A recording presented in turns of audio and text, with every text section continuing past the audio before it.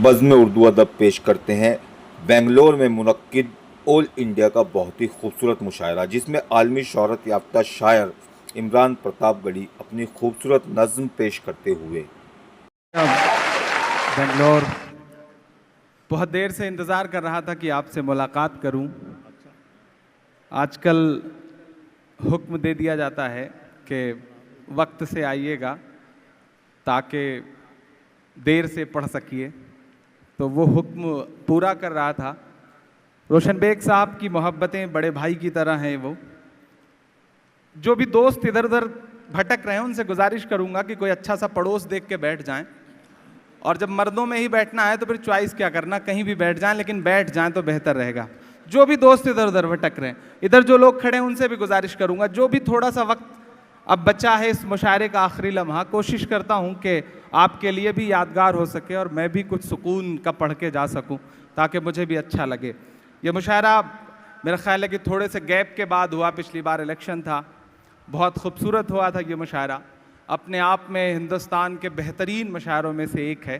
तमाम शायर इस मुशायरे का इंतज़ार करते हैं। मेरे बहुत अच्छे दोस्त बड़े भाई नदीम जावेद साहब आज मेहमान खुसूसी हैं। जाहिद साहब जैसी शख्सियत की सदारत है। मधु साहब बैठे हुए हैं, रहमान साहब बैठे हुए हैं। आज का दिन इस मुशायरे के लिए बहुत खूबसूरत है। अभी एक दिन पहले हमारे मुल्क को बहुत बड़ी खुशी मिली है कि विंग कमांडर अभिनंदन वापस आए हैं। हम सब उनकी वापसी का स्वागत करते हैं, उनका इस्तकबाल करते हैं, उनका खैर मकदम करते हैं। पूरा मुल्क दुआएं कर रहा था उनके लिए। मैं 4 मिसरों से अपनी बात की शुरुआत करता हूं। जो कुछ पिछले एक हफ्ते में घटा है इस मुल्क में, एक बहुत छोटी सी नज़्म पढ़ता हूं, कोशिश करता हूं कि वहां तक पहुंचाऊं जिन चीज़ों के लिए आप मुझे पहचानते हैं, मुझे प्यार करते हैं। सीधे सीधे शुरू करता हूं, फिर आप अगर उस मूड में आ गए तो इंशाल्लाह कोशिश करूंगा कि फिर वो सब सुना सकूं जिसके लिए जाना पहचाना जाता हूं। पढ़ता हूं और आपसे दुआएं मांगता हूं। अभिनंदन का अभिनंदन है अपने हिंदुस्तान में। ज़रा सा सुन के बताइएगा, मैं बिल्कुल थोड़ा सा अपना तेवर बदल के वो सब पढ़ने की कोशिश कर रहा हूं जो पिछले एक हफ्ते से आपके जहन में चल रहा है। आप उसे बोलना चाहते हैं, आप उसे कहना चाहते हैं, लेकिन शायद वो कह नहीं पा रहे हैं। मैं कहने की कोशिश करता हूं कि अभिनंदन का अभिनंदन है अपने हिंदुस्तान में, सीना ताने खड़े रहे जो जाकर पाकिस्तान में। जरा सा जुड़िएगा, मुझे जिंदगी दीजिएगा, मुझे बताइएगा कि मौजूद है बेंगलोर। बेंगलोर ही नहीं बल्कि इस मुशायरे में पूरा हिंदुस्तान मौजूद होता है। मैं जानता हूं हिंदुस्तान के अलग अलग शहरों के लोग इस मुशायरे में आते हैं। मैं पढ़ता हूं और आपसे दुआएं मांगता हूं कि अभिनंदन का अभिनंदन है अपने हिंदुस्तान में, सीना ताने खड़े रहे जो जाकर पाकिस्तान में। पूरा देश सलाम कर रहा ऐसे वीर सपूत को, पूरा देश सलाम कर रहा ऐसे वीर सपूत को। साहिब तो मजबूत कर रहे लेकिन अपने बूथ को। पूरा देश सलाम कर रहा ऐसे वीर सपूत को, साहिब तो मजबूत कर रहे लेकिन अपने बूथ को। अभिनंदन इस देश की खातिर जिंदा एक मिसाल है, अभिनंदन इस देश की खातिर जिंदा एक मिसाल है, अभिनंदन इस देश की खातिर जिंदा एक मिसाल है। अपने चौकीदार से लेकिन मेरे चंद सवाल हैं, अपने चौकीदार से लेकिन मेरे चंद सवाल हैं। कि अपनी नाकामी को दूजा नाम नहीं दे सकते हो। अब जो कह रहा हूं उसे समझ के और सुन के बताइएगा कि अपनी नाकामी को दूजा नाम नहीं दे सकते हो, हर गलती पर नेहरू को इल्जाम नहीं दे सकते हो।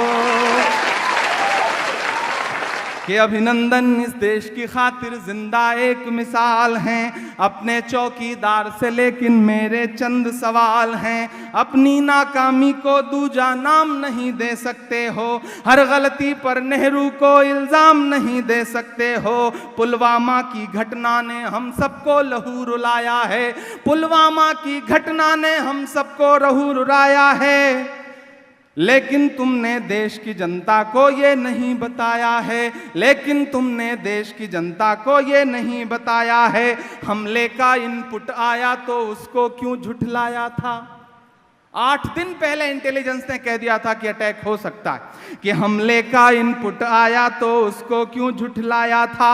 एयरलिफ्टिंग की अर्जी को तुमने क्यों ठुकराया था, कि हमले का इनपुट आया तो उसको क्यों ठुकराया था। एयरलिफ्टिंग की अर्जी को तुमने क्यों ठुकराया था।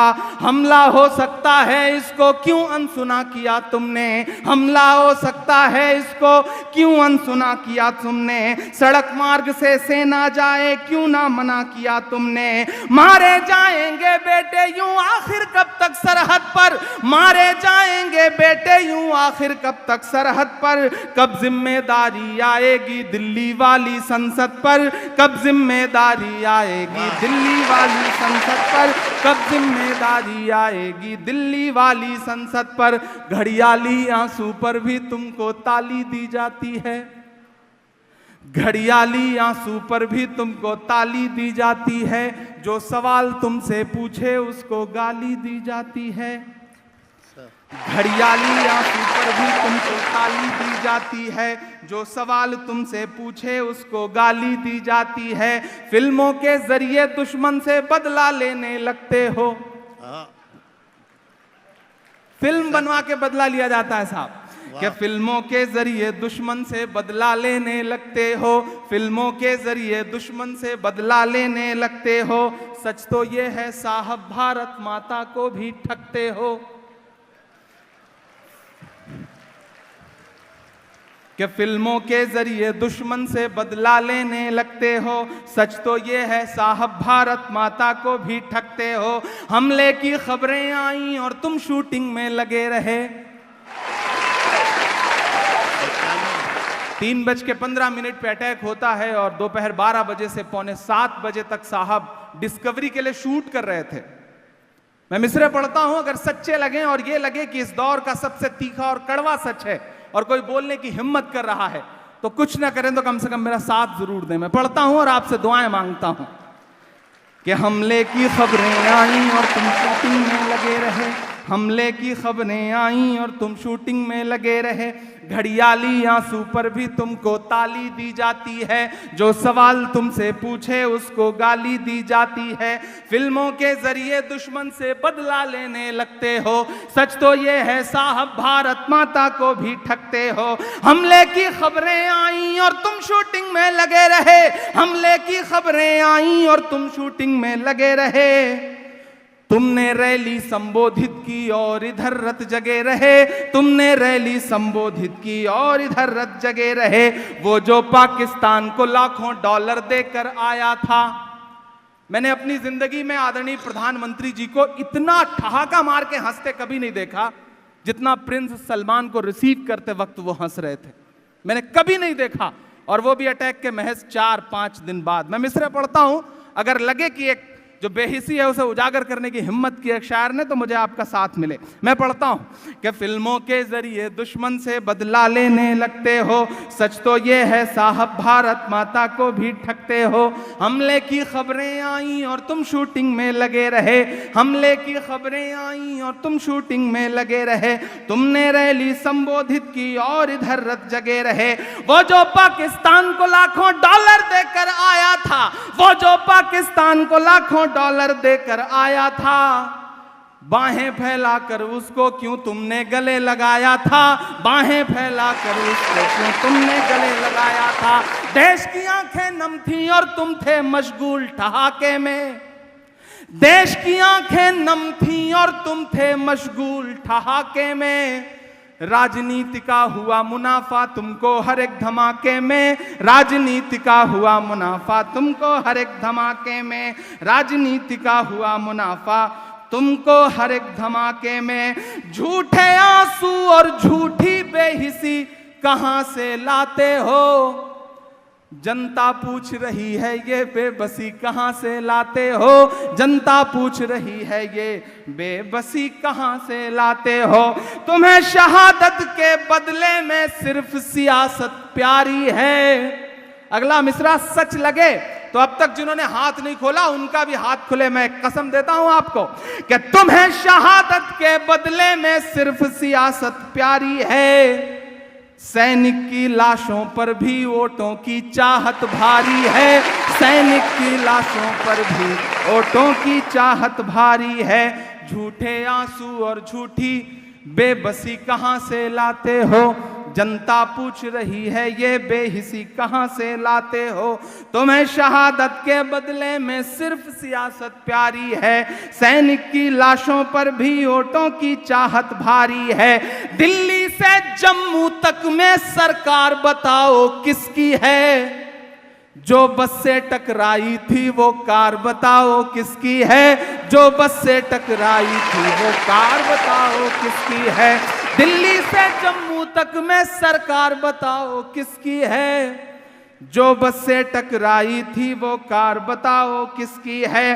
अब तक चुप रह जाने की बोलो लाचारी किसकी है, कौन है चौकीदार बताओ चौकीदारी किसकी है, कौन है चौकीदार बताओ चौकीदारी किसकी है। और आखिरी के 4 मिसरे यहां से पीछे तक जिन्हें लगता है कि उनकी तालियों का शोर, उनकी दुआएं मुझ तक नहीं पहुंचेंगी, आप मुझे दुआ देके बताएं, इंशाल्लाह मैं आपकी धड़कनें सुन के बताऊंगा। इधर जो लोग खड़े हैं उनसे भी गुजारिश करता हूं, मैं पढ़ता हूं और आपसे दुआएं मांगता हूं साहब, कि तुम्हें शहादत के बदले में सिर्फ सियासत प्यारी है, सैनिक की लाशों पर भी वोटों की चाहत भारी है।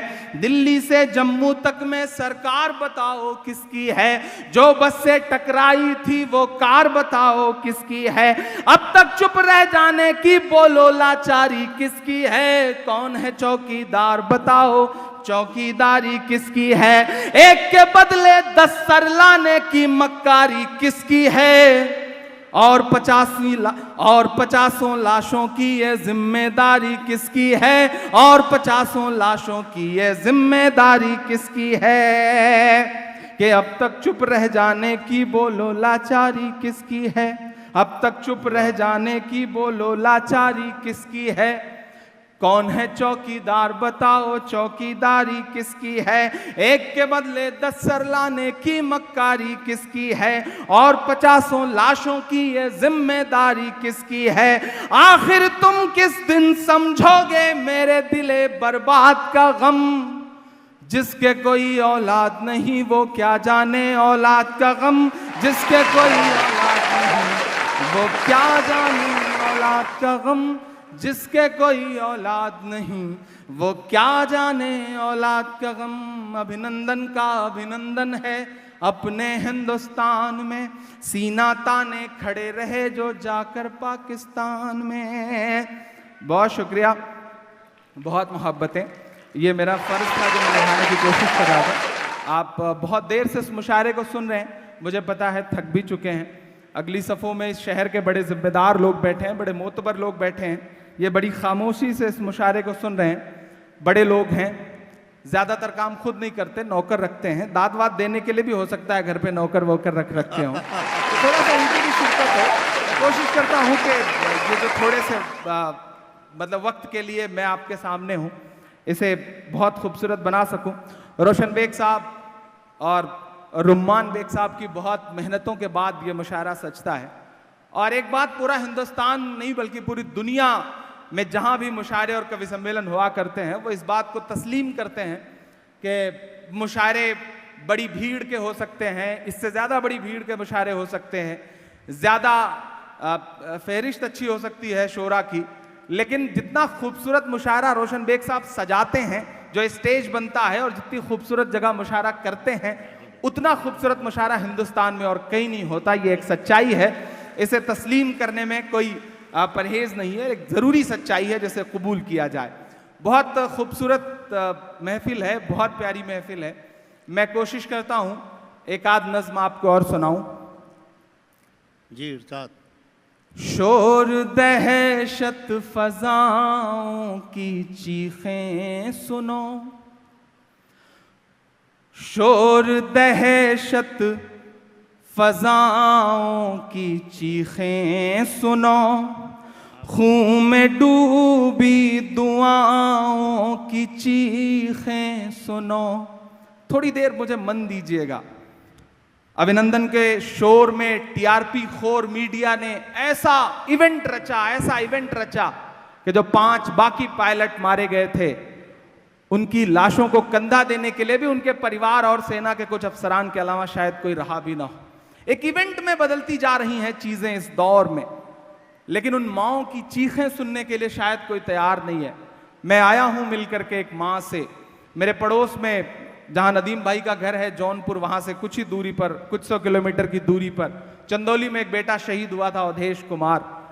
उनकी मां को कैंसर था। जब मुझे पता चला तो मैंने ऐलान किया कि मैं उस मां का जो इलाज होगा वो करवाऊंगा। तो मैं उस मां से मिलने के लिए जब गया था और मैं उस मां के पास बैठ करके जब उस मां को गले से लगा करके बस इतना कह रहा था कि इमरान भी अवधेश की तरह है, इमरान को भी अवधेश ही समझिएगा, तो उस मां की जो घुटी हुई चीखें थीं, शायद उसे ढाल सका हूं इस नज़्म में, तो मुझे दुआ दीजिएगा।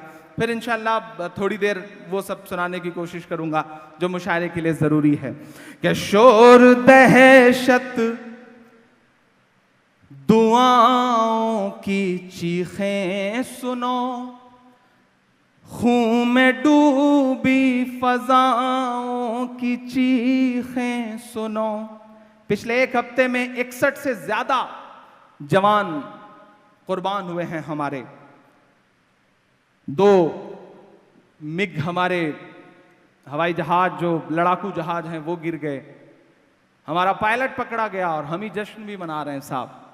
ये जो इवेंट में बदल देने की हर कोशिश है, उसको नज़्म में ढालता हूं और आपसे दुआ मांगता हूं कि शोर दहशत दुआओं की चीखें सुनो, खून में डूबी फजाओं की चीखें सुनो। वो जवान जिनके हैं चीथड़े उड़ गए, उन जवानों की माओं की चीखें सुनो। शोर दहशत दुआओं की चीखें सुनो, खून में डूबी फजाओं की चीखें सुनो। वो जवान जिनके हैं चीथड़े उड़ गए, उन जवानों की माओं की चीखें सुनो। माँ को सरकार से कुछ अगर चाहिए, माँ को सरकार से कुछ अगर चाहिए, अपने बेटों के कातिल का सर चाहिए, अपने बेटों के कातिल का सर चाहिए। माँ को सरकार से कुछ अगर चाहिए, अपने बेटों के कातिल का सर चाहिए। खून में डूबी फजाओं की चीखें सुनो। उस माँ ने रोते रोते कहा, मैं तो आखिरी वक्त में बेटे को देख भी नहीं सकी। जिस्म कहाँ आया था, सिर्फ वर्दी आई थी। मैं एक बंद पढ़ता हूं, मेरे दर्द के एहसास तक पहुंच सकिएगा तो मुझे दुआ दीजिएगा। माँ को सरकार से कुछ अगर चाहिए, अपने बेटों के कातिल का सर चाहिए, अपने बेटों के कातिल का सर चाहिए। खून में डूबा हुआ बांकपन कैसे ले, सुर्ख है जो लहू से कफन कैसे ले। खून में डूबा हुआ बांकपन कैसे ले, सुर्ख है जो लहू से कफन कैसे ले। माँ ने बेटा जवां कर वतन को दिया, माँ ने बेटा जवां कर वतन को दिया। अब वो बेटे का चिथड़ा बदन कैसे ले, अब वो बेटे का चिथड़ा बदन कैसे ले।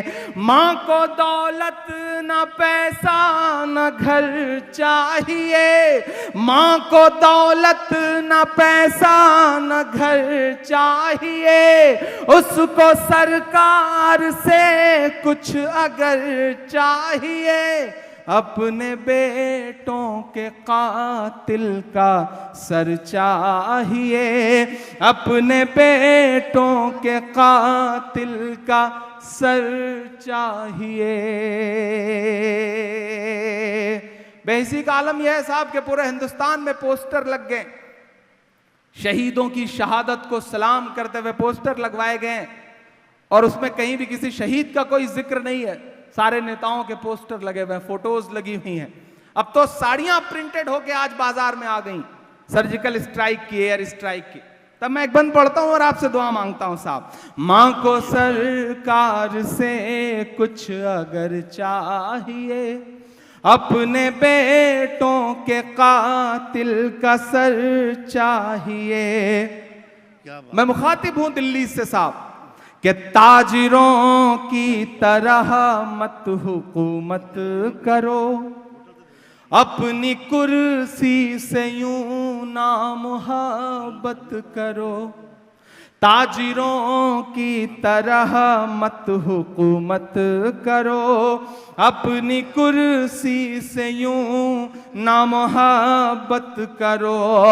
बख्श दो फौजियों के तो परिवार को, बख्श दो फौजियों के तो परिवार को, इनकी लाशों पे तो ना सियासत वाह, वाह, करो, इनकी लाशों पे तो ना सियासत करो। ताजिरों की तरह मत हुकूमत करो, अपनी कुर्सी से यूं ना मुहब्बत करो।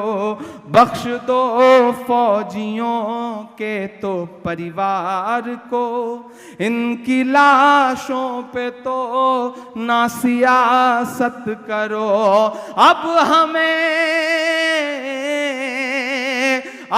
हमें इस दुआ में असर चाहिए, माँ को सरकार से कुछ अगर चाहिए, अपने बेटों के कातिल का सर चाहिए, अपने बेटों के कातिल का सर चाहिए। खून में डूबी फजाओं की चीखें सुनो, शोर दहशत दुआओं की चीखें सुनो। बहुत शुक्रिया, बहुत मोहब्बतें। एक आखिर में एक नज़्म सुनाता हूँ आपको, ये बहुत ज़रूरी था, मेरे दिल से जुड़ी हुई नज़्म थी, मैं पढ़ना चाह रहा था इसे। अजब सी बेहिसी है उनका दामन नम नहीं होता। इधर पूरा मुल्क जो है वो विंग कमांडर अभिनंदन के लिए हाथ उठा के दुआएं कर रहा होता है, और उधर साहेब जो है वो खेलो इंडिया नाम का मोबाइल ऐप लॉन्च कर रहे होते हैं। इधर दुआएं होती रहती हैं, उधर साहेब मेरा बूथ सबसे मजबूत कर रहे होते हैं। ऐसे वक्त में अजब सी बेहिसी है उनका दामन नम नहीं होता, क्या उनके फेंकने का सिलसिला भी कम नहीं होता। जो कल तक कुत्ते के पिल्लों का भी मातम मनाते थे, उन्हें अब सैनिकों की मौत का भी गम नहीं होता। उन्हें अब सैनिकों की मौत का भी गम नहीं होता। मैं ऐसे वक्त में खड़ा हूं जब अपोजिशन बिल्कुल खामोश है, बिल्कुल चुप है, वो सोच रहा है कि क्या बोला जाए। यहाँ बड़े बड़े लीडरान बैठे हैं कांग्रेस पार्टी से और तमाम दीगर अपोजिशन पार्टियों से। मैं आपसे बस एक बात कहना चाहता हूं साहब, कि अगर रेड लाइट हो और उसे क्रॉस कर दिया जाए तो एक्सीडेंट हो जाता है। मेरी बात को बहुत संजीदगी से सुनिएगा, जितने भी अहम लीडर्स बैठे हैं, कि अगर रेड लाइट हो और उसे क्रॉस कर दिया जाए तो एक्सीडेंट हो जाता है, लेकिन अगर ग्रीन लाइट हो और उस पर ना आगे बढ़ा जाए तब भी एक्सीडेंट हो जाता है। आपको ये बात समझनी पड़ेगी, आपको बोलना पड़ेगा। अगर ये सोच करके कि नहीं साहब ये तो ऐसी शातिराना चाल है कि हम क्या करें इसमें, कैसे बोलें। वहां तो IT सेल वाले छूटे हुए हैं। पिछले दिनों तो ऐसा लग रहा था कि पानी बंद कर देंगे, पड़ोसी मुल्क प्यास से मर जाएगा। तो मुझे लगा कि साहब टीवी चैनलों पे खबरें फ्लैश हो गई, तो मुझे लगा कि पानी पीने के पड़ोसी मुल्क के लिए तो दो ही साधन थे।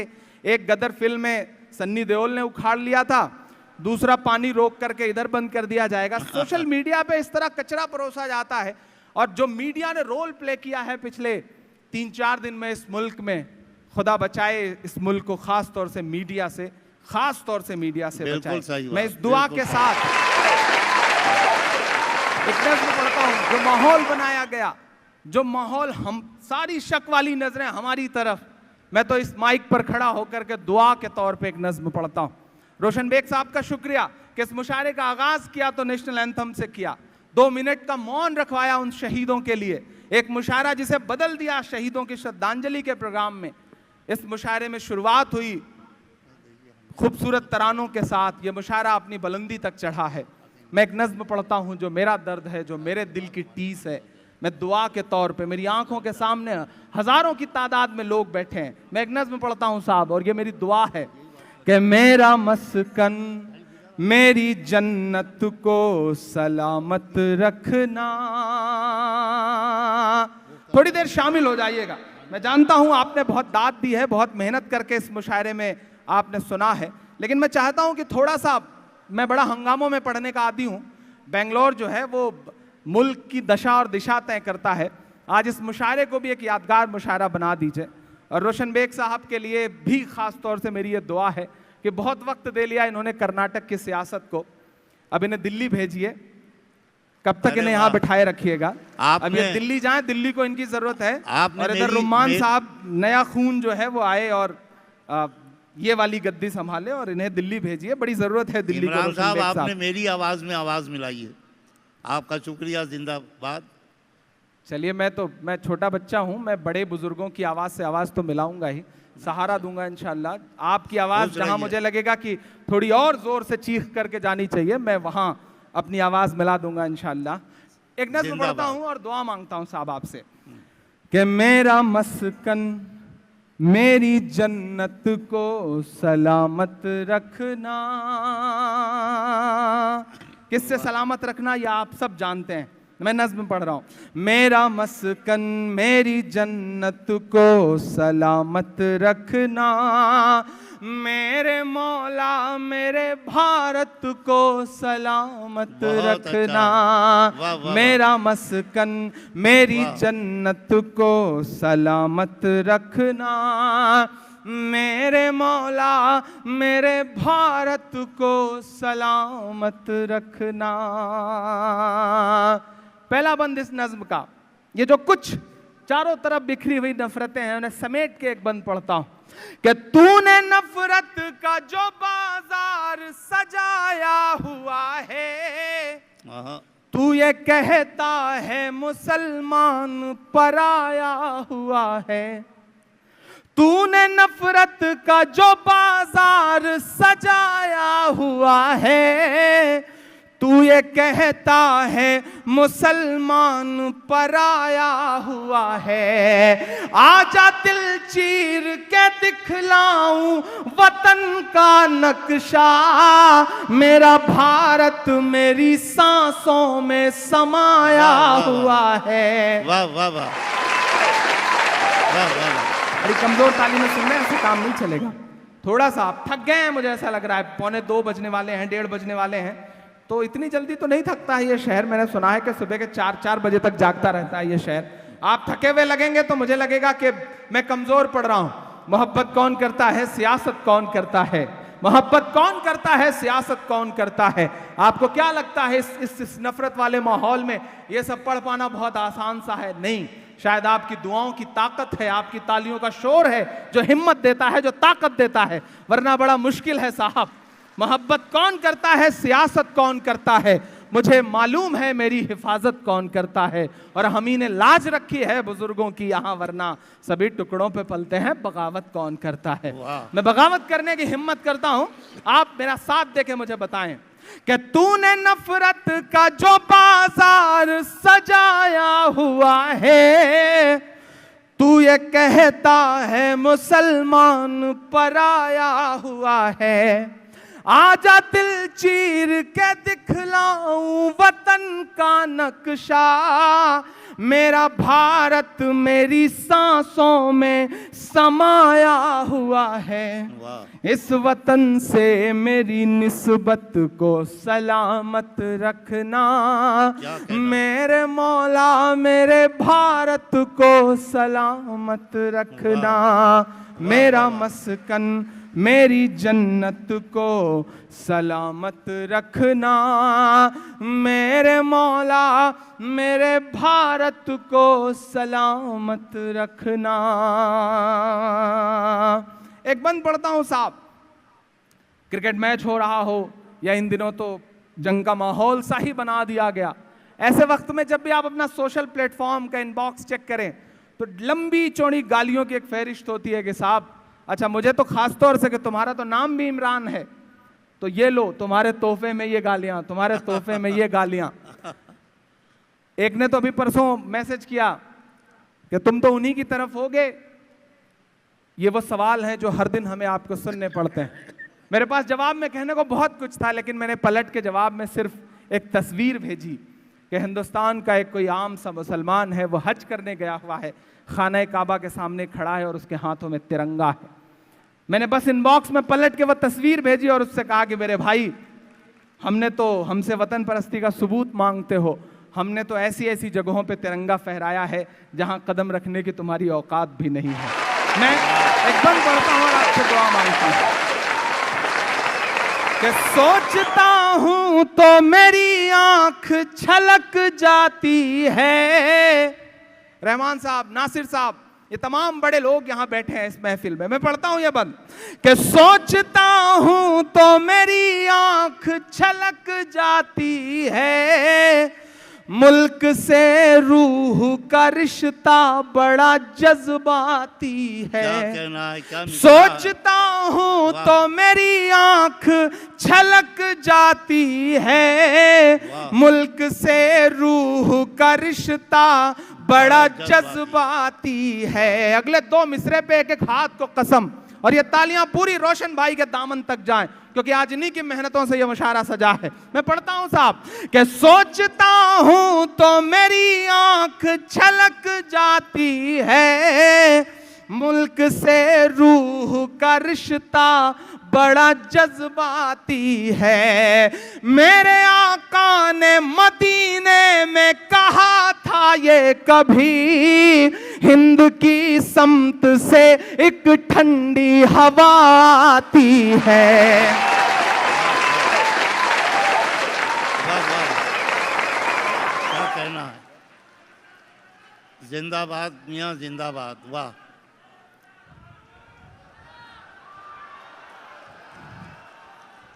बहुत शुक्रिया, बहुत शुक्रिया, बहुत मोहब्बत है। शुक्र है कि आप लोग रह गए हैं, वरना डाइस तो बिल्कुल खाली ही हो गया है। हाँ। चलिए ये भी अच्छा ही है, अच्छा ही है। मैं भी चाहता हूं कि मेरे और आपके बीच में कोई ना ही रह जाए तो ज़्यादा अच्छा है। नहीं, सदर साहब मौजूद हैं, खादिम मौजूद है, बानी मुशायरा रोशन बेग साहब मौजूद हैं। जी जी जी। और सबसे बड़ी बात यह है कि आपको सुनने के लिए ये हज़ारों लोग मौजूद हैं। नहीं नहीं, मंसूर भाई मौजूद हैं तो समझ लीजिए कि हिंदुस्तान के मुशायरों का जो यूनिवर्सिटी है वो यहाँ पे मौजूद है। बाकी कोई रहे ना रहे, मेरी सेहत पे क्या फर्क पड़ता है। मैं पढ़ता हूँ साहब कि सोचता हूँ तो मेरी आंख छलक जाती है। मुल्क से रूह का रिश्ता बड़ा जज्बाती है। मेरे आका ने मदीने में कहा था ये कभी, हिंद की समत से एक ठंडी हवा आती है। ऐसी रूहानी मोहब्बत को सलामत रखना। वाह वाह वाह। मेरे मौला मेरे भारत को सलामत रखना। मेरा मस्कन मेरी जन्नत को सलामत रखना। मेरे मौला मेरे भारत को सलामत रखना। एक बंद पढ़ता हूँ साहब। मुझसे कहा जाता है कि इमरान, शायरी तो बड़ी मोहब्बत की ज़बान है, बड़ी मीठी ज़बान है, इतने कड़वे क्यों हो जाते हो, इतना तीखा क्यों बोलने लगते हो, और एक हुकूमत और एक ख़ास पार्टी के ख़िलाफ़ इतने हमलावर क्यों हो जाते हो। क्यों हो जाता हूं, कभी कभी मैं भी सोचता हूं कि क्यों हो जाता हूं इतना गुस्सा। कुछ बड़े तो कहते हैं मोहब्बत के शेर पढ़ा करो, तुम्हारी तो उम्र भी है, तुम पे सूट भी करता है। लेकिन मैं भी सोचता हूं कि मोहब्बत के अशार कहूं, लेकिन फिर जब मैं अपने आसपास नजीब की माँ की चीखें सुनता हूं, जब मैं पहलू खान की 85 साल की बूढ़ी माँ की चीखें सुनता हूं, जब मैं रोहित वेमुला की माँ की चीखें सुनता हूं, तो मुझसे नहीं कहे जाते मोहब्बत पर शेर। मुझे से कहा जाता है माँ के भीगे हुए आंचल पर, माँ के भीगे हुए दामन पर मुझे नज्म कहनी पड़ती है। मैं क्यों कहता हूं, मुझे याद है मैं 7वीं में पढ़ता था, 6वीं में मेरे साथ मेरा एक दोस्त पढ़ता था, उसका नाम था श्रीकांत मिश्रा। हम दोनों साथ स्कूल पढ़ने जाया करते थे, 12 किलोमीटर मेरा स्कूल था। हम दोनों साथ एक साइकिल से जाते थे, 6 किलोमीटर वो चलाता था, 6 किलोमीटर मैं थोड़ा चालाक था, तो कभी कभी मेरे हिस्से की भी साइकिल उसे चलानी पड़ती थी। हम दोनों कभी कभी स्कूल छोड़ देते थे और क्रिकेट खेलने भाग जाया करते थे। अब्बू को पता चलता था तो तलाश शुरू होती थी, और पकड़ने के बाद पिटाई होती थी। तो जितने थप्पड़ मेरे हिस्से में आते थे, मेरे अब्बू उतने ही थप्पड़ श्रीकांत को भी मारते थे। या कभी श्रीकांत के पिताजी पकड़ लेते थे तो जितने थप्पड़ उसको मारते थे उतने ही मुझे भी मारते थे। लेकिन आज अगर मेरे अब्बू एक थप्पड़ श्रीकांत को या श्रीकांत के पिताजी एक थप्पड़ मुझे मार दें, तो वो थप्पड़ कब हिंदू मुसलमान बन जाएगा कोई जान नहीं सकता, कोई समझ नहीं सकता। ये नुकसान किया है एक खास विचारधारा ने, एक खास आइडियोलॉजी ने इस मुल्क का ये नुकसान किया है, इसलिए शायद उनके खिलाफ हूं। मैं ये बंद पढ़ता हूं कि मुस्कुराती हुई तहजीब को गुमसुम किया है, तुमने भारत की फजाओं को जहन्नुम किया है। वाह। मुस्कुराती हुई तहजीब को गुमसुम किया है, तुमने भारत की फजाओं को जहन्नुम किया है। मेरे भारत से मेरा रिश्ता कुछ इस तरह का है, हमने इस मुल्क की मिट्टी से तयम्मुम किया है। वाह वाह वाह, क्या कहना है, क्या सच्चाइयाँ, बहुत शुक्रिया, क्या हकीकत। बहुत शुक्रिया। एक उन्माद फैलाया गया है, एक माहौल बनाया गया है, नफरतों की एक दुनिया खड़ी की गई है। सोचना पड़ेगा, बोलना पड़ेगा। अगर अब चुप रहे तो आने वाली नस्लों के पास बोलने के लिए कुछ नहीं बचेगा, ये एक सच्चाई है। मैं हिम्मत करता हूं, लोग कहते थे मत बोला करो, परेशान हो जाओगे, तब मैं उनसे कहता था कि जो कहते हैं इस आंधी में पर ना तोला जाएगा, जो कहते हैं इस आंधी में पर ना तोला जाएगा, जो इस बात पे खुश हैं हमसे लब ना खोला जाएगा, उनसे कहो हम तूफानों से डरने वाले लोग नहीं, कातिल को मरते दम तक कातिल ही बोला जाएगा, कातिल को मरते दम तक कातिल ही बोला जाएगा, कातिल को मरते दम तक कातिल ही बोला जाएगा। मैं बंद पढ़ता हूं साहब कि मुस्कुराती हुई तहजीब को गुमसुम किया है, तुमने भारत की फजाओं को जहन्नुम किया है। मेरे भारत से मेरा रिश्ता कुछ इस तरह का है, हमने इस मुल्क की मिट्टी से तयम्मुम किया है। ऐसी पाकीज़ा इबादत को सलामत रखना मेरे मौला, मेरे भारत को सलामत रखना, मेरा मस्कन मेरी जन्नत को सलामत रखना, मेरे मौला मेरे भारत को सलामत रखना। आखिरी बंद पढ़ता हूं साहब इस नज्म का। तमाम ट्रेवल एजेंट निकल आए हैं, तो वो केंद्रीय मंत्री, लेकिन उनका काम दूसरा जो है वो ट्रेवल एजेंसी का है, और सिर्फ एक मुल्क का टिकट देते हैं, वो पाकिस्तान का। ये पकड़ो पाकिस्तान चले जाओ, ये पकड़ो पाकिस्तान चले जाओ। कभी कभी मैं सोचता हूं भाई अमेरिका वगैरह का दो तो आदमी सोचे भी, नरक में कौन जाएगा। मैं एक बंद पढ़ता हूं ऐसे तमाम चेहरों के नाम कि नफरतों का लिए तिरपाल चले जाओ तुम, बाद की छोड़ो इसी साल चले जाओ तुम। तैयार रहना बेंगलोर वालों, मैं चाहता हूं कि आपकी तालियों का शोर पूरे पंडाल में गूंजे। आसमान भर के तालियां बजे आपकी, जो मैं कहने जा रहा हूं कि नफरतों का लिए तिरपाल चले जाओ तुम, बाद की छोड़ो इसी साल चले जाओ तुम। हमको लाहौर कराची से भला क्या मतलब, तुमको जाना है तो नेपाल चले जाओ तुम।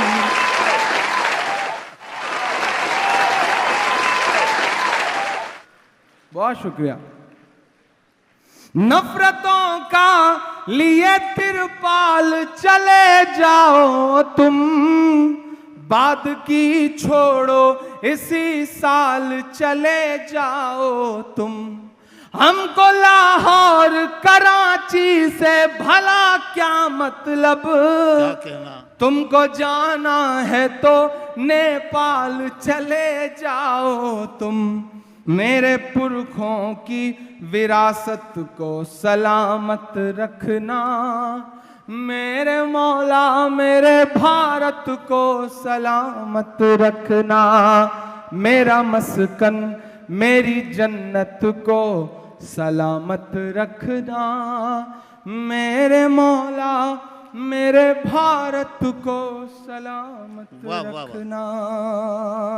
वाह वाह। बहुत शुक्रिया। मैं आऊं जाऊं, अपनी मार्केट वैल्यू चेक करूं, मुझे पता है कि आप सुनना चाहते हैं और मैं भी सुनाने के लिए तकरीबन 1,500-2 हज़ार किलोमीटर का सफ़र तय करके आपके बीच में आया हूं। तो मैं चाह रहा हूं कि आखिर में एक आध नज़्म आपको और सुना दूं। आप बहुत अच्छा सुन रहे हैं, शहरों के नाम बदले जा रहे हैं, कूंचियाँ लेकर के और ब्रश और पेंट लेके लोग घूम रहे हैं कि बस किसी तरह ये नाम बदल दो, वो नाम बदल दो। हम बड़े मुश्किल दौर में जी रहे हैं, लेकिन जीना तो है साहब, बोलना तो है साहब, हिम्मत तो करनी है साहब। मैं तो उत्तर प्रदेश से आया हूं, मैं कर्नाटक में खड़ा होकर एक बात कहता हूं, जरा सा आप बिखरे तो बिखरने का नुकसान आपने भी देखा कि बिखरने का नुकसान क्या होता है। हम उत्तर प्रदेश वालों ने तो बहुत करीब से इस बात को महसूस किया। नदीम जावेद साहब बैठे हैं, माइनॉरिटी सेल के नेशनल चेयरमैन है, बड़ा काम कर रहे हैं इन दिनों, और एक राहुल जी ने उन पे जो यकीन जताया है उसके लिए उन्हें बहुत मुबारकबाद देता हूं। उम्मीद करता हूं कि माइनॉरिटी सेल और अच्छा काम करेगा। जिस तरह वो चमकते हैं, जिस तरह उनमें एनर्जी है, उसी तरह से इस सेल को आगे ले जाएंगे। हम दुआ करते हैं। हम ऐसे दौर में जी रहे हैं साहब जब चीज़ें थोड़ी सी मुश्किल सी होती जा रही हैं, लेकिन मैंने कहा ना कि अपनी जिम्मेदारी तो निभानी पड़ेगी, अपना काम तो करना पड़ेगा। ये जो शहरों के नाम बदलने वाले लोग हैं उनसे कहना पड़ेगा कि तुम्हारे पहले बोला है, तुम्हारे बाद बोलेंगे, तुम्हारे फैसले बिल्कुल हैं बेबुनियाद बोलेंगे। ये मेरा कलेजा है जो मैं हिम्मत कर रहा हूं। आप मेरी बात पे मुहर लगा के बताइएगा कि तुम्हारे पहले बोला है, तुम्हारे बाद बोलेंगे। सियासी नारे भी अलग अलग हैं साहब। नदीम भाई, कांग्रेस पार्टी ने नारा दिया चौकीदार चोर है, भाजपा ने दिया मोदी है तो मुमकिन है। बस दोनों नारों को आप एकजुट कर लीजिएगा, बस चीजें लम्हा भर में कैसे जुड़ जाती हैं तो क्या से क्या हो जाती हैं। मैं पढ़ता हूं और दुआ मांगता हूं कि तुम्हारे पहले बोला है, तुम्हारे बाद बोलेंगे, तुम्हारे फैसले बिल्कुल हैं बेबुनियाद बोलेंगे। मिटा दो नाम कागज से, दिलों पर फिर भी लिखा है इलाहाबाद बोला है, इलाहाबाद बोलेंगे, इलाहाबाद बोला है, इलाहाबाद बोलेंगे। 3 स्टेट का इलेक्शन हुआ साहब, हारे तो ऐसे हारे कि सोच भी नहीं पा रहे हैं कि कैसे हारे। और कर्नाटक वालों, आपको तो सलाम करता हूं कि आप तो इतना तड़पा तड़पा के परेशान करते हैं कि जिसकी कोई हद नहीं। मतलब पूरे देश ने हराया, पूरे देश में अलग अलग स्टेट में हारे, लेकिन जो कर्नाटक ने धड़कनें रोकी हैं, जो सांसें रोकी हैं, वो शायद हिंदुस्तान का कोई स्टेट नहीं कर पाएगा। मतलब हालत ये हो गई कि फ्लोर टेस्ट से पहले ही हेड विकेट होना पड़ा। सलाम है कर्नाटक को, ऐसी जगह खड़ा हूं।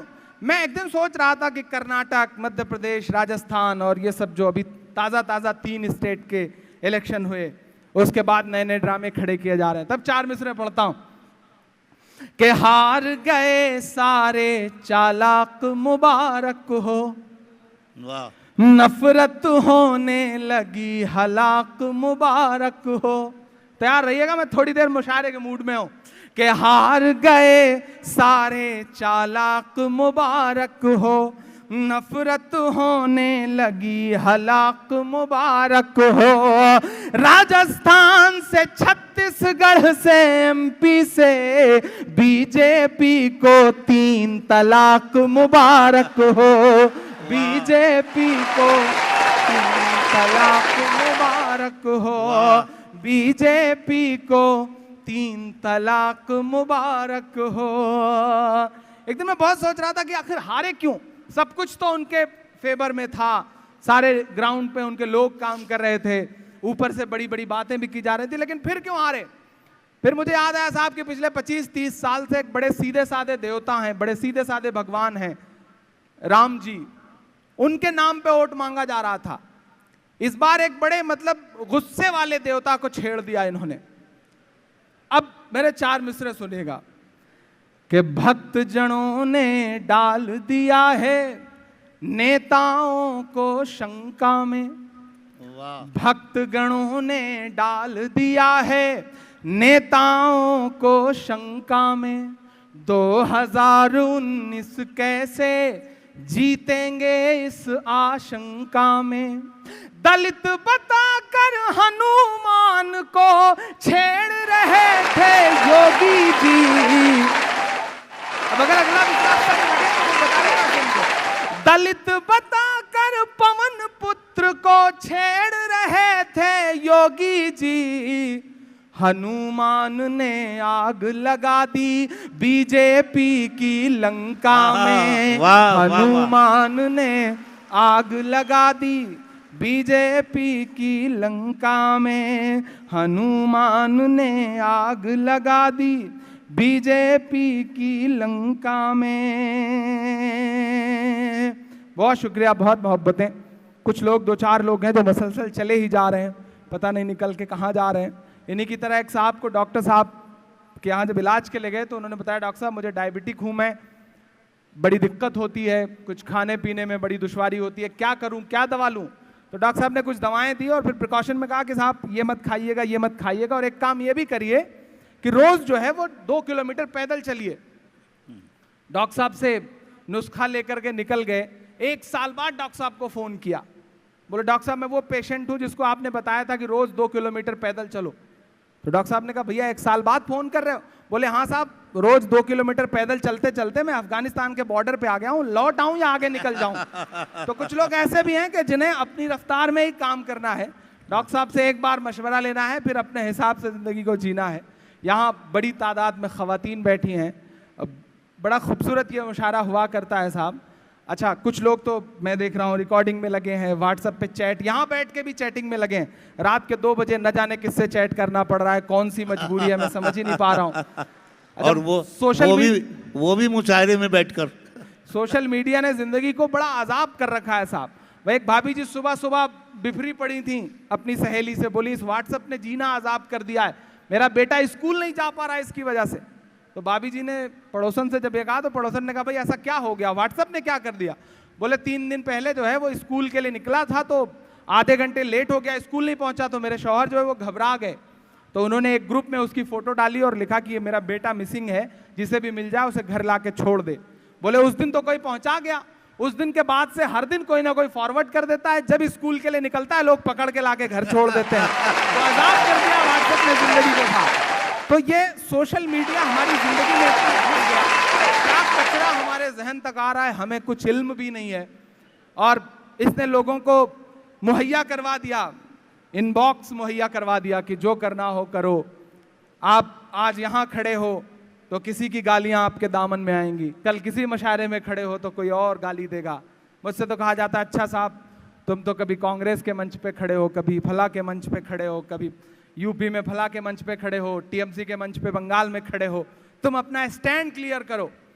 मैं तो बस इतना कहता हूं कि इस मुल्क में फासिस्ट ताकतों के खिलाफ जो जो ताकतें खड़ी हैं मैं उनके साथ खड़ा हूं, उनके कदम से मिला के कदम खड़ा रहूंगा।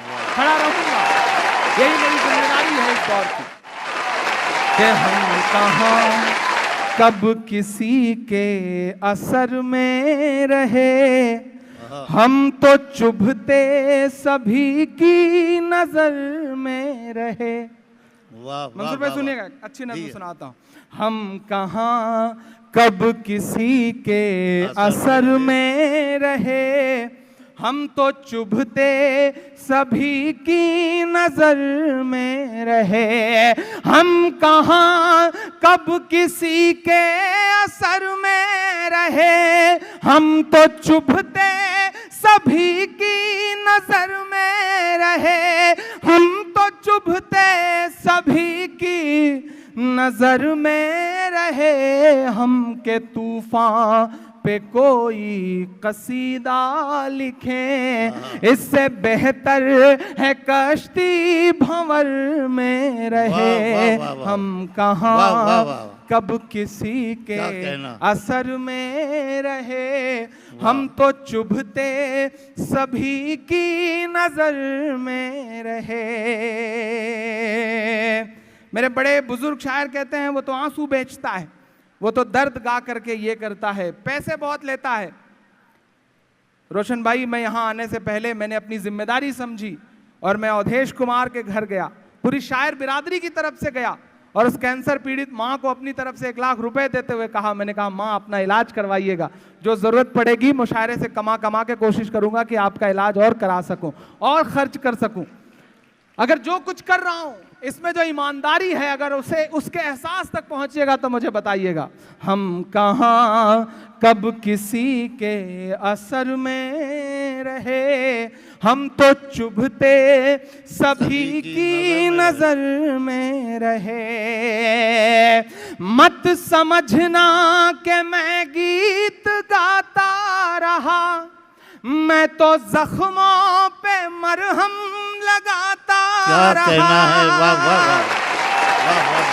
मत समझना कि मैं गीत गाता रहा, मैं तो जख्मों पे मरहम लगाता रहा। ये समझ कर के जालिम पिघल जाएगा, मैं तरन्नुम में मातम मनाता रहा। वाह वाह वाह, जिंदाबाद इमरान, मैं वाह वाह। तरन्नुम में मातम मनाता रहा, जब तलक जुल्म की शाम जाती नहीं, जब तलक जुल्म की शाम जाती नहीं, तब तलक हर कलम दोपहर में रहे।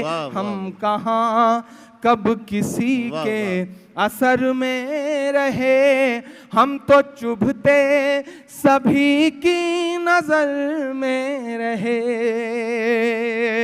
मुल्क का मौजूदा माहौल और मेरा आखिरी बंद कि एक हो जाइए कोई चारा नहीं, बहुत खूब, वाह वाह। जालिमों की हुकूमत दोबारा नहीं। एक हो जाइए कोई चारा नहीं, जालिमों की हुकूमत दोबारा नहीं। सच का जुगनू अकेला बहुत है, मगर झूठ का कोई सूरज गंवारा नहीं। झूठ का कोई सूरज गंवारा नहीं, भीड़ का कोई चेहरा नहीं मिल सका, भीड़ का कोई चेहरा नहीं मिल सका। बस हमारे जनाजे खबर में रहे, हम कहाँ कब किसी के असर में रहे, हम तो चुभते सभी की नजर में रहे। बहुत शुक्रिया। और आखिरी में जाते जाते ये चार चार मिसरे दो पढ़ के जाता हूं और आपसे विदा लेता हूं और आपसे दुआ मांगते हुए यहां से अपना सफर खत्म करता हूं। मैं तो फकीर हूं, मैं झोला उठा के चल दूंगा साहब। भाइयों बहनों, मैं तो झोला उठा के चल दूंगा। मैं तो ये कह के जा रहा हूं कि ये धुएं की लकीर मत बेचो यार, लफ्ज़े फकीर मत बेचो। मेरी हिम्मत के लिए मेरा दामन भर के विदा करना कि यार लफ्ज़े फकीर मत बेचो, ये धुएं की लकीर मत बेचो। मोदी जी आपसे गुजारिश है, मोदी जी आपसे गुजारिश है, चाय बेचो ज़मीर मत बेचो, चाय बेचो ज़मीर मत बेचो। और विंग कमांडर अभिनंदन की वापसी और मुझे मेरे चार मिसरे याद आ गए बड़े पुराने, जो पिछले 24 घंटे सोशल मीडिया पे बहुत वायरल रहे। मैं वो पढ़ता हूं साहब कि दायरे में सिमट के आया है। जिस समय बाघा बॉर्डर से वो अपना पहला कदम हिंदुस्तान की जमीन पर अभिनंदन साहब रख रहे थे, उस वक्त लग रहा था कि हाँ कोई सच्चा हिंदुस्तानी खून है जो हमारी मिट्टी पर अपने कदम रख रहा है। मैं ये मिसरे पढ़ता हूं, अगर सच्चे लगे तो मुझे दुआ दे के बताना कि दायरे में सिमट के आया है, हर रवायत से हट के आया है। आंधियों को जरा खबर कर दो, आंधियों को जरा खबर कर दो, शेर वापस पलट के आया है, शेर वापस पलट के आया है, शेर वापस पलट के आया है, शेर वापस पलट के आया है। महज कुछ महीने बचे हैं जब आपको फिर एक बार जमहूरी निज़ाम के तहत दिल्ली की गद्दी के लिए लोग चुनने हैं। मैं आपसे इतना कह के जाता हूं साहब कि बादशाह सिकंदर ने यूनान फतेह किया, अजीम बादशाह सिकंदर यूनान फतेह किया। यूनान फतेह करने के बाद सिकंदर शाम को जीत का जश्न मनाने के लिए शहर की सड़कों पे निकला। देखा पूरा शहर जश्न मना रहा है, लेकिन आगे बढ़ा तो देखता क्या है कि एक फकीर जो है बेखुद हो करके, बेसुध हो करके सड़क के किनारे सो रहा है। सिकंदर को गुस्सा आया, सिकंदर अपने घोड़े से उतरा और उस फकीर के पास जाकर के उसे लात मार के जगाते हुए कहा कि बादशाह ने शहर फतेह कर लिया है, पूरा शहर जश्न मना रहा है और फकीर तू बेखबर सो रहा है। फकीर ने उन्नीदी आंखों से सिकंदर की तरफ देखा और सिकंदर की तरफ देख करके कहा कि शहर फतेह करना बादशाह का काम है, लेकिन लात मारना गधे का काम है। वाह वाह। क्या इंसानों की दुनिया में खुदा के लिए इतनी कमी हो गई थी कि उसने बादशाहत एक गधे के हाथ में सौंप दी। मैं आपसे गुजारिश करूंगा कि आने वाले वक्त में जब ईवीएम की कतार में खड़े होइएगा तो इस बात को याद रखिएगा कि आपका ईवीएम जो है वो गलत जगह दबेगा तो 5 साल फिर लात खाने के अलावा कोई चारा नहीं रहेगा। आपको मुत्तहिद होना पड़ेगा, आपको एकजुट होना पड़ेगा। इन दुआओं के साथ आपसे विदा लेता हुआ बस इतना कहता हूँ कि बहुत ऐसा वक्त है कि बहुत संभल के, बहुत हिकमत के साथ, बहुत सलीके से काम करने की ज़रूरत है। इंशाल्लाह जल्दी आपसे फिर मुलाकात होगी। बहुत शुक्रिया।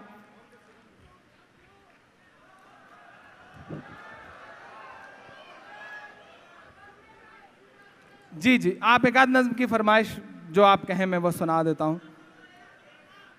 अच्छा, मदरसा के लिए हुक्म है आपका। मैं सुना देता हूँ। मैं आइए थोड़ा सा मूड में आ जाइए। थोड़ी हल्की फुल्की चुनावी बातें हो गई हैं तो मैं चाह रहा हूँ कि मैं कर दूँ। जो लोग अभी रात के 2 बजे जा रहे हैं वो उनके लिए खतरा बता दूं कि घर जा करके सोती हुई शेरनी को जगाने पे मार खाने का भी खतरा रहता है, तो बेहतर होगा कि यही वक्त गुजार लें तो अच्छा है। पता नहीं वहां जाने के बाद आपका क्या हश्र हो। यहाँ कम से कम बचे तो रहेंगे, तो बेहतर है कि थोड़ी देर और बैठ जाएं। जो 25-30 मिनट और या आधे घंटे का वक्त हमारे आपके दामन में आ रहा है, मैं कोशिश करूंगा कि उसे बेहतर बना सकूं। मैं एक नज्म सुनाता हूं साहब, बहुत अच्छा सुन रहे हैं आप। कि खुशियों के पल चुरा ले गया, गंगा का जल चुरा ले गया। खुशियों के पल चुरा ले गया, गंगा का जल चुरा ले गया। काले धन की बातें करके आंख से काजल चुरा ले गया। जरा सा जुड़िए, जो 2, 4, 10, 50 लोग चले गए उनके हिस्से की भी दाद आप ही को देनी है। मैं पढ़ता हूं साहब कि खुशियों के पल चुरा ले गया, गंगा का जल चुरा ले गया। काले धन की बातें करके आंख से काजल चुरा ले गया। जिधर देखिए उधर शोर है, जिधर देखिए उधर शोर है। तेरी ओर है मेरी ओर है, मैं भी बोलूं तुम भी बोलो। मेरा चौकीदार चोर है, मेरा चौकीदार चोर है, मेरा चौकीदार चोर है, मेरा चौकीदार चोर है। मैं कोई नाम नहीं लूंगा, आप पहुंच जाएंगे, आप बहुत समझदार लोग हैं। मैं जो कह रहा हूं आप सब समझ रहे हैं। मैं पढ़ता हूं साहब, मेरा चौकीदार चोर है, खुशियों के पल चुरा ले गया, गंगा का जल चुरा ले गया। आज इंडिया टुडे कॉन्क्लेव में कह रहे थे कि रफाल होता तो अभिनंदन को इस तरह से दुश्मन के हाथ में पकड़ ना आते अभिनंदन।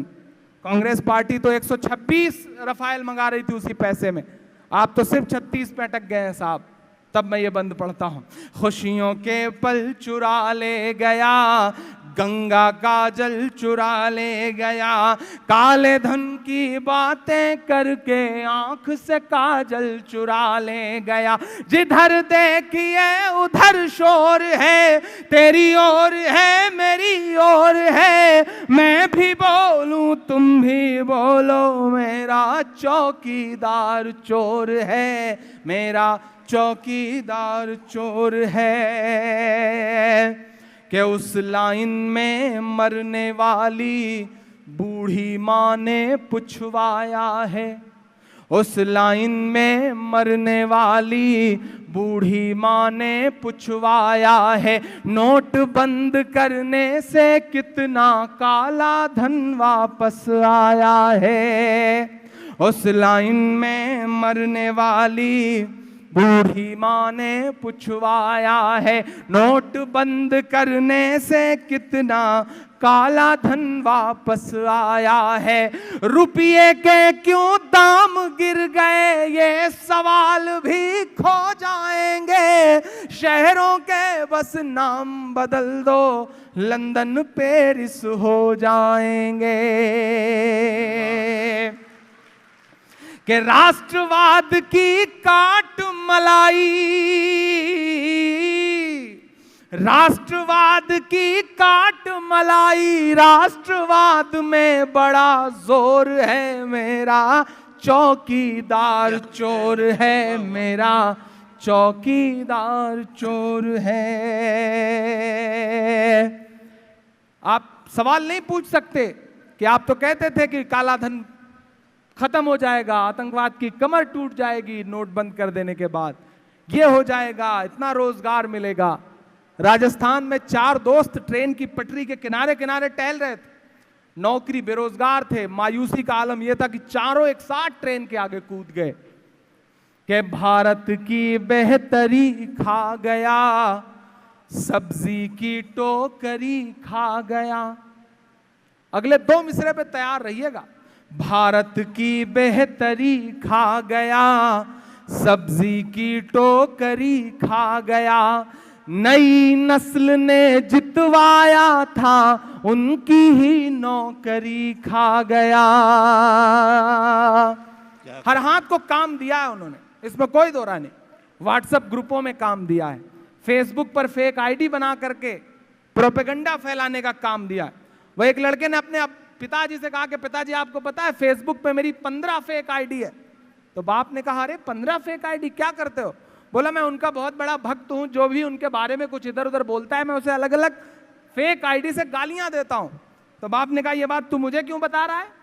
तो बेटे ने कहा, वो पिछले 1.5 महीने से जो आप कोमल भाभी नाम की एक आईडी से चैट कर रहे हैं वो दरअसल मैं ही हूं। ये काम दिया है साहब वाह कि भारत की बेहतरी खा गया, सब्जी की टोकरी खा गया, नई नस्ल ने जितवाया था उनकी ही नौकरी खा गया। मेहुल नीरो विजय माल्या जैसों के तो ऐश हो गए, 2014 के जितने चेक थे सारे कैश हो गए।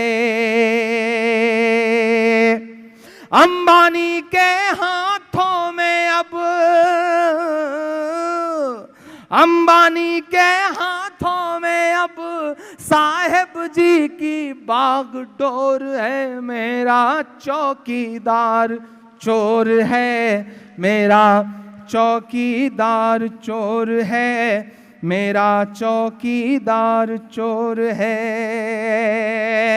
मुझको मीज़ाने अदब ही पे न तौला करिए मंसूर भाई, मुझको मीज़ाने अदब ही पे न तौला करिए, मैं जो बोलूं तो मेरे साथ में बोला करिए। मैं तो हालात से समझौता नहीं कर सकता, कोई तब्दीली मैं इकलौता नहीं कर सकता।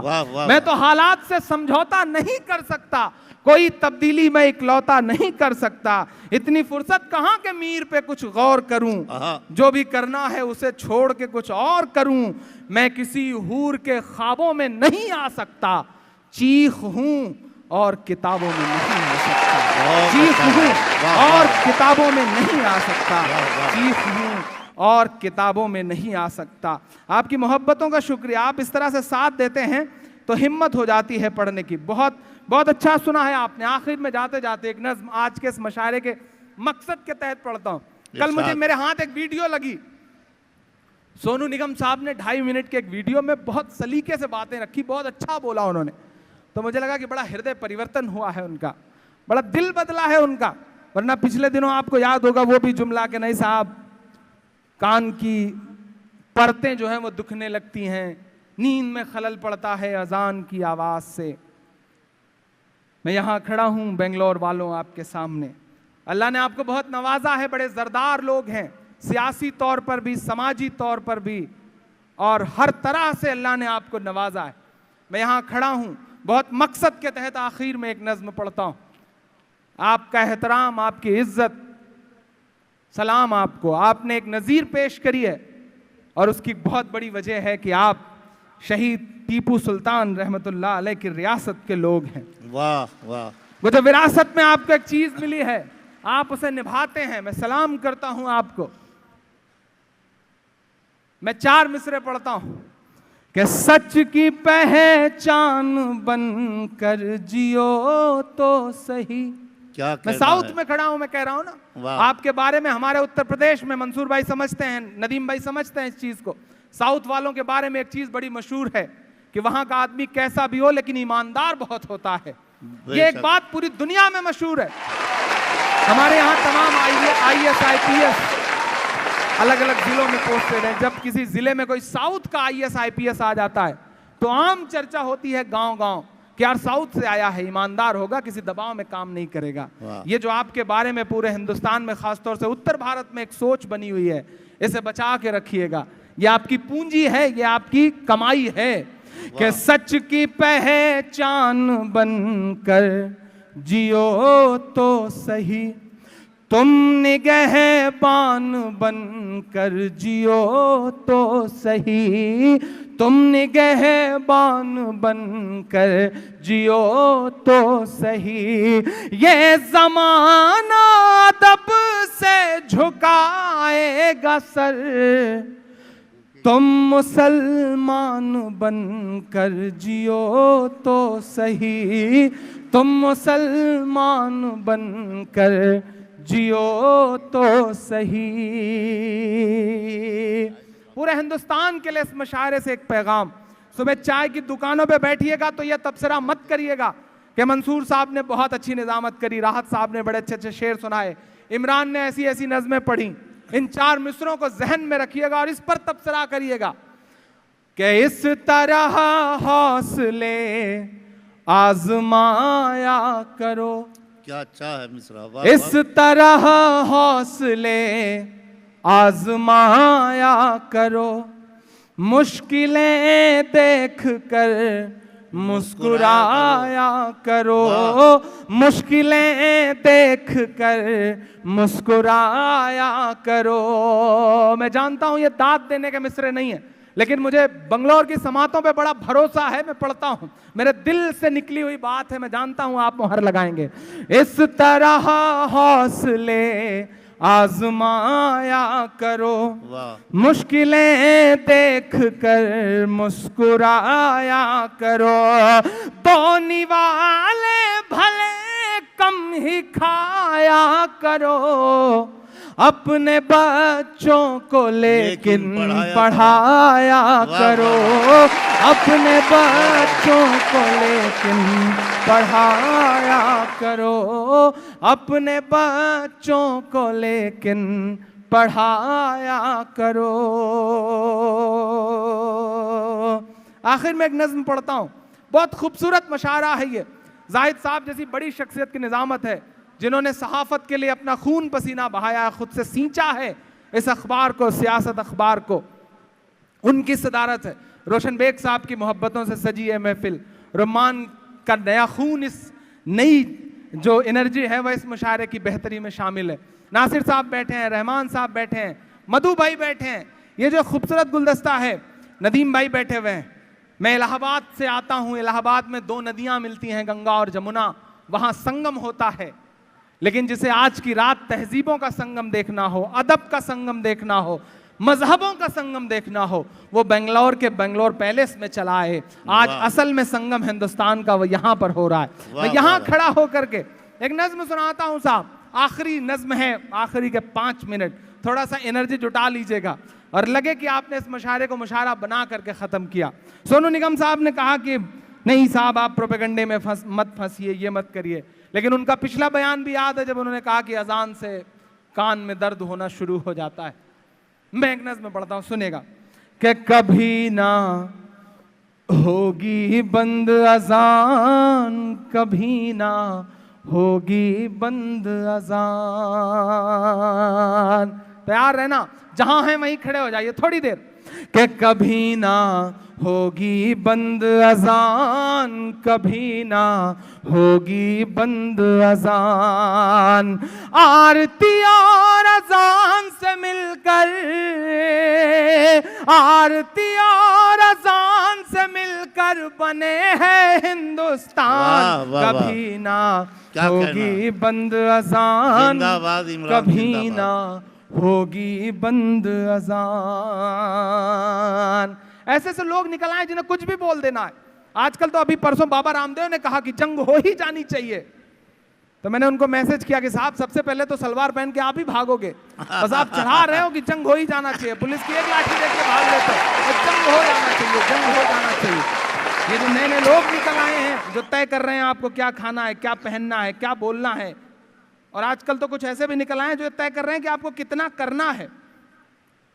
नए नए लोग निकल आए, कोई नहीं, कल समझ में आएगा, कुछ बातें कल समझ में आती हैं, आप कल भी हंस सकते हैं, कोई शिकायत नहीं होगी। लेकिन दिक्कत ये आएगी कि जब आप अकेले बैठ के तना कहीं हंसेंगे तो आपको खुद पे और हंसी आएगी कि यार इमरान ने रात में एक बात कही थी 2:15 बजे, अभी समझ में आई, तो आप वहाँ भी हंस सकते हैं, कोई दुश्वारी नहीं है। ऐसे ऐसे लोग निकले हैं साहब। ऐसे दौर में जब कोई ये कहता है कि अजान से नींद में खलल पड़ रहा है, तो मुझे याद आता है कि मैं इलाहाबाद से हूँ, मेरे घर से 500 मीटर की दूरी पे बहुत सारे मंदिर हैं। नदीम भाई जौनपुर से हैं, वहाँ भी यही कल्चर है, यही तहजीब है। हम सब रात के 4 बजे 5 बजे घर लौटते हैं, थके हुए, नींद में डूबे हुए, और जब सोने का वक्त होता है वही लम्हा है जब मंदिरों में भजन शुरू होता है। लेकिन मैं पूरी जिम्मेदारी से यहाँ खड़ा होकर कहता हूँ कि आज तक किसी भी वक्त किसी भी मंदिर से निकलने वाले भजन की आवाज ने मेरी नींद में कभी कोई खलल नहीं डाला। यही हिंदुस्तान है, यही वह हिंदुस्तान है जहां मस्जिद से निकलने वाले अजान से किसी की नींद में खलल नहीं पड़ता, मंदिर से निकलने वाले भजन से खलल नहीं पड़ता, गिरजा घर से निकलने वाले प्रेयर की आवाज से किसी की नींद नहीं टूटती, और मजे की बात यह है कि चर्च से निकलने वाले आवाज से भी जब वहाँ शुरू होता है प्रेयर तो उससे किसी की नींद नहीं टूटती। यही तो हिंदुस्तान है। लेकिन नए नए लोग बना दिए गए हैं साहब जो तय कर रहे हैं। तब मैं ये नज्म पढ़ता हूँ कि कभी ना होगी बंद अजान, कभी ना होगी बंद अजान, आरती और अजान से मिलकर बने हैं हिंदुस्तान, कभी ना होगी बंद अजान, कभी ना होगी बंद अजान, के लम्हे भर की अजान लगे है तुझको गुंडागर्दी। सोनू, काश सोनू निगम साहब ने ये बातें कहने से पहले अपने उस्ताद मोहतरम मोहम्मद रफ़ी की उस बात को याद कर लिया होता कि वो खाने काबा में अजान देने की क्या हसरत रखते थे। सोनू निगम साहब, आपने मोहम्मद रफ़ी साहब से गाना गाने की तरकीबें तो सीखी, म्यूजिक तो सीखी, लेकिन सलीका और संस्कार नहीं सीख पाई। एक सच्चाई है। मैं ये बंद पढ़ता हूं साहब कि लम्हे भर की अज़ान लगे है तुझको गुंडागर्दी, हमने तेरे गाने घंटों झेले हैं बेदर्दी, हमने तेरे गाने घंटों झेले हैं बेदर्दी, गायक बाबू, गायक बाबू बेहद नालायक है तेरा बयान, कभी ना होगी बंद अजान, कभी ना होगी बंद अजान, होगी बंद अजान, कभी ना होगी बंद अजान। आखिरी बंद पढ़ता हूं। अब तक जो कुछ पढ़ा एक तराजू पर, ये एक बंद एक तराजू पर, मेरी सांसें, मेरी रगों में दौड़ता हुआ लहू, मेरी धड़कनें, सब कुछ इसमें शामिल है कि जिस दिन इस दुनिया में अज़ां की सदा नहीं आएगी। तैयार रहना यहां से वहां तक। ईमान में हरारत पैदा हो तो मुझे बताना, अपनी जिंदा दिली का सबूत देना कि जिस दिन इस दुनिया में अज़ां की सदा नहीं आएगी, रात ही रह जाएगी उस दिन सुबह नहीं आएगी। वाह वाह वाह। जिस दिन इस दुनिया में अज़ां की सदा नहीं आएगी, रात ही रह जाएगी उस दिन सुबह नहीं आएगी। अच्छा, सोनू निगम ने जब ये कहा तो कलकत्ता में एक मौलाना साहब निकल के आए, कोई फुटकर टाइप के रहे होंगे, उन्होंने तुरंत बयान दिया मीडिया फुटेज पाने के चक्कर में कि अगर सोनू निगम कोई सर मुड़वा दे तो मैं उसे 10 लाख दूंगा। अच्छा, सोनू भी इतना बेरोजगार बेचारा, उसने कैमरा बुलवाया, नाई बुलवाया और कहा लाइव मेरा बाल मूड़ो। बाल उतरवा दिया बंदे ने। उसके बाद कहा मौलाना साहब लाओ 10 लाख। अब मौलाना साहब बगले झांकने लगे। उन्होंने कहा नहीं, मैंने ये थोड़ी कहा था, मैंने तो कहा था कि गधे पे बिठा करके मुड़वाया जाए। मैं जितना सोनू निगम के बयान की मजम्मत करता हूं उससे ज्यादा उन मौलाना साहब के बयान की मजम्मत करता हूं। इस्लाम इसकी इजाजत नहीं देता। आप अल्लाह के रसूल मस्जिद नबवी में बैठे हैं सहाबियों के साथ, अपने साथियों के साथ, एक शख्स पहुंचता है और आपके सामने मस्जिद नबवी में पेशाब करने लगता है। आप उसे बुलाते हैं, मना करते हैं, सहाबी दौड़ते हैं मारने के लिए, तो सबको मना करते हुए उसे अपने करीब बुलाते हैं और उससे कहते हैं कि मस्जिद अल्लाह की इबादत का घर है, पेशाब करने की जगह नहीं है। साथियों से कहते हैं इसे साफ कर दो। वो शख्स आपके कदमों में गिर पड़ता है और कहता है मुझे कलमा पढ़ा दीजिए। ये है इस्लाम, ये है इस्लाम। इस्लाम किसी आदिल डार के बम बांध करके किसी जगह कूद जाने का नाम नहीं है। इस्लाम तो कमांडर नसीर अहमद का नाम है जो अपने साथियों के साथ उस बड़ में चिथड़े उड़वा देता है। जिसका जन्मदिन एक दिन पहले रहता है, उसका परिवार उसे कहता है कि आज मत जाओ ड्यूटी पर, लेकिन वो कहता है कि नहीं, वतन की मोहब्बत ईमान का आधा हिस्सा है, जिंदा रहूं या मर जाऊं मुझे वतन की हिफाजत के लिए जाना। इस्लाम तो इसका नाम है, इस्लाम उसका नाम नहीं है साहब। जो ये फुटकर लोग इस्लाम को बदनाम करने की साजिशों में लगे और मीडिया उसे हवा में देने में लगा है। आप कहते हैं कि इस्लाम नाहा खून बहाने की इजाजत देता है। इन दिनों तो यह बहस और बड़ी हो गई है। मैं इस डाइस पे खड़ा होकर कहता हूं कि नहीं, इस्लाम कभी नाहा खून बहाने की इजाजत दे ही नहीं सकता। जो मजहब वजू करते हुए नाहक पानी बहाने की इजाजत न दे, वो भला नाहक खून बहाने की इजाजत कैसे दे सकता है? गलत लोग अगर इस्तेमाल कर रहे हैं तो उनके खिलाफ बोलने की जिम्मेदारी भी हमारी है। हमें बोलना पड़ेगा ऐसे लोगों के खिलाफ। अल्लाह के रसूल सिर्फ मुसलमानों के लिए नहीं आए थे साहब, वो रहमतुल लिल मुस्लिमीन नहीं है, रहमतुल लिल आलमीन है, पूरे आलम के लिए रहमत बन के आए हैं। ये बात हमें समझानी पड़ेगी। महेंद्र पंत साहब एक बड़े हिंदी के बड़े अच्छे राइटर हैं, सोशल मीडिया पे बहुत अच्छा लिखते पढ़ते हैं। उन्होंने एक जगह एक कोट लिखा था कि मुसलमानों को ये नहीं देखेगा कि तुम्हारी किताबों में क्या लिखा है, कोई ये नहीं देखेगा कि तुम्हारी हदीसों में क्या लिखा है, कोई ये पढ़ने नहीं जाएगा, वो तुम्हें देखेगा और अंदाजा लगाएगा कि तुम्हारी किताबों में क्या लिखा है। इसलिए इस दुनिया में अपने आप को अपनी किताबों जैसा बनाओ। जो तुम्हारी किताबों में लिखा है उसे अपने किरदार में उतारो। नहीं उतार पाओगे तो आने वाला वक्त बहुत बुरा होने जा रहा है। ये एक सच्चाई है। मैं आपसे गुजारिश करता हूं कि ये जो नया माहौल खड़ा किया गया है इस पे आगे निकलिए। मैं सलाम करता हूं। हम आप दिखावा नहीं किया करते थे, हम आप आगे बढ़ करके चीजों में पार्टिसिपेट नहीं किया करते थे, लेकिन इस बीच मैं नई नस्ल को सलाम करता हूं जो सोशल मीडिया पर रहती भी है, जो 15 अगस्त और 26 जनवरी को मदरसे पे तिरंगा लेके खड़ी हो जाती है और दुनिया को बताती है कि देखो देखो हम इस वतन से कितनी मोहब्बत करते हैं। ये वतन औरंगजेब नाम के लफ्ज को गाली देता रहता है और उधर कश्मीर में औरंगजेब नाम का एक सिपाही वतन पे अपनी जान लुटा देता है। हम ऐसे दौर में भी जी रहे हैं, हमें इस तरह के नजीर पेश करते रहने पड़ेंगे। मैं आखिरी बंद पढ़ के विदा ले रहा हूं कि जिस दिन इस दुनिया में अज़ां की सदा नहीं आएगी, रात ही रह जाएगी उस दिन सुबह नहीं आएगी, कि अल्लाह तुझे हिदायत दे दे। मेरी दुआ पे आमीन कहिएगा कि अल्लाह तुझे हिदायत दे दे, ले आए ईमान कभी ना होगी बंद अज़ान, कभी ना होगी बंद अज़ान। आरती और अज़ान से मिलकर बने हैं हिंदुस्तान, कभी ना होगी बंद अज़ान, कभी ना होगी बंद अज़ान। बहुत शुक्रिया, बहुत